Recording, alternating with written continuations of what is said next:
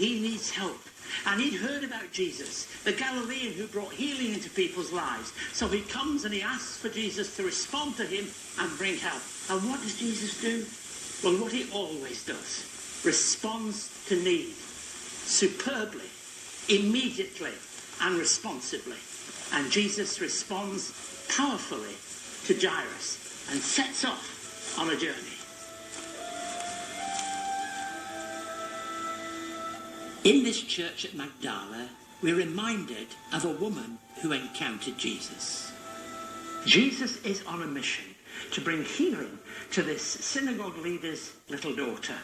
However, the crowd press on him, and there he is in the middle of them. Perhaps they're waiting for him to teach, tell a story. But as he is there, somebody snuck up behind him and just touched the hem of his garment. And as they touched the hem of his garment, it was as if Jesus felt power go from him. He turned to say, "Who touched me?" And the person who touched him was a woman who for 12 years has been ill with a hemorrhage of blood. A person who has been in a situation where she would easily be rejected by other people had she made that illness known to everyone. So she thought, if I'm going to be near to Jesus, I'm going to quietly touch him.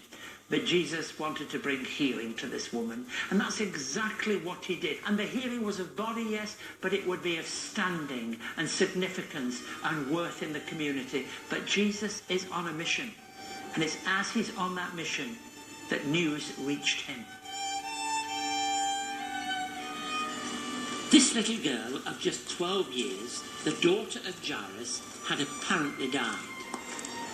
Jesus continues on his journey and goes into their home with Peter, James and John.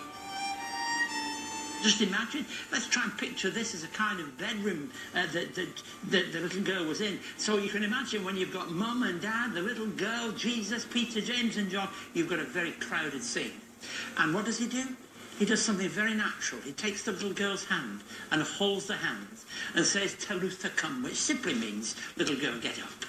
And as he gets hold of the girl's hand, what does she do? But she wakes up. She gets up. She walks around. I should imagine they moved out of the way while the little girl walked around. There was a real sense of something very powerful and special happening. And so what does he do? He tells her, get some food for her. She needs some food. And I don't know that this was the kitchen area, but I suspect it was a small area. Some people went off and got the food for one of these rulers of the synagogue's little girl, who was now alive. What a day this was. Somebody who'd been ill for 12 years is given healing. And somebody who for 12 years had all the energy of a child who had died is now raised to new life. Jesus had been asked to go to the home of Jairus to see his sick daughter. Why did Jesus stop in the busy crowd to give his complete attention to the sick woman? And why did Jesus continue to the home of the dead girl and raise her to life? Was it simply because he could? Or was there something about God's loving nature that Jesus was teaching his followers?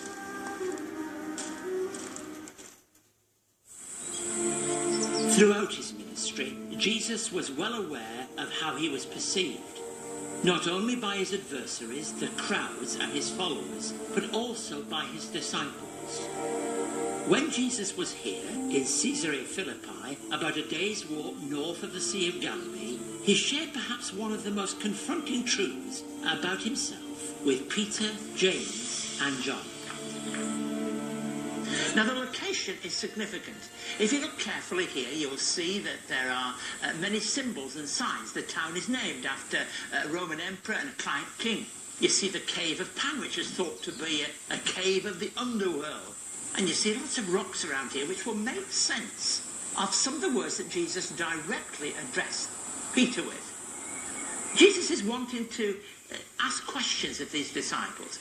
He says, who do you say that I am? That's to the three of them. Who do you say that I am? And we're told there were three distinct answers. John the Baptist, Elijah, Jeremiah, and one of the prophets. But Jesus didn't want that answer alone. He then addressed them and said, But who do you say that I am? Now, here's an interesting thing. He addresses the question to the disciples, but it's Peter. Peter, maybe, there isn't just the impetuous, but the one who's always eager to answer for all of them. He says, oh, you're more than that. And he gives that real picture of him being Messiah. And when he says that he's Messiah, Jesus responds to him and said, you know, that didn't come from your own mind. That wasn't something you learned somewhere. God the Father has revealed that to you. And at that moment, Jesus, looking at Peter, says, you are Simon, but you'll be Peter, and on this rock I will build my church, and the gates of hell will not prevail against it. You can see how it all makes sense in this setting. One further thing that's important for us to grasp, it's something that's true throughout the New Testament gospel account, and that is that Jesus often says to the disciples, don't say anything about it. It's what we call the messianic secret. That's something that will only be able to be told, only be able to be revealed after Jesus has been glorified. Until then, look, just keep it to yourselves. And I think that's what he was saying to Peter, and that's what he was saying to his disciples. Even though he took the three of them away from the rest, it's as if he's saying, when you get back, don't let that be the topic of all that you hear and say. Let it be you've had a wonderful time, yes, but don't go into what you're learning from me. Jesus is prepared to teach these three very significant leaders about himself, revealing of himself. By asking the disciples questions about himself in this particular setting, Jesus showed he would address the heart of an issue, correct any misunderstanding that might have existed among the disciples, and equip them for what was to come.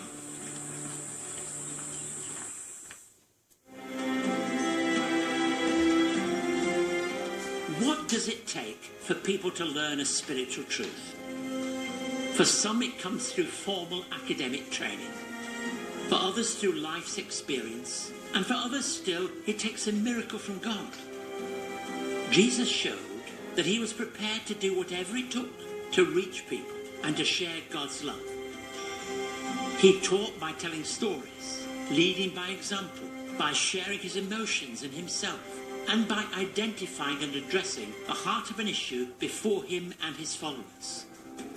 This was a significant change to the custom of the day, as Jesus, through his words and actions, contradicted the expectations of those who anticipated something very different from the prophecies to be fulfilled. Jesus taught about the love of God and how it had to be shared with others, and that was altogether more important than any tradition and any custom. But it wasn't just what he taught, it was how he taught.